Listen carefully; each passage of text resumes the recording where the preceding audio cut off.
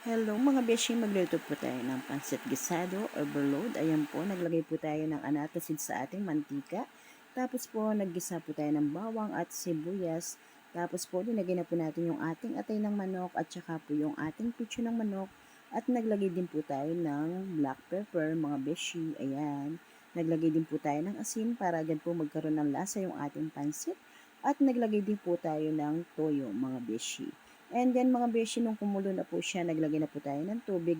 Yung pinagkuluan po ng ating pitchong manok, yung po yung ating nilagay. Tapos po, naglagay din po tayo ng ating carrots. Ayan, half cook lang po yung carrots natin dahil kumukulo na po siya nung nalagay natin mga beshi. Tapos po, ready na po natin yung ating bihon. Ayan, nilagay na rin po natin yung ating bihon mga beshi. And then, mekos-mekos lang po siya para po kumapit yung mga pinaglalagay nating sangkap mga beshi ko. Ayan po, konting-konti na lang pong mekos-mekos bago po natin lagay yung ating repolyo. Yung ating pancit guisado overload mga beshi, simpleng-simple lang po siya. Yung gulay lang po niya is carrots at saka repolyo. Tapos po yung ating sahog, pitso ng manok at atay ng manok plus lechong kawali. Overload siya mga beshi. Ayan, konti na lang po mga beshi, plating na po natin.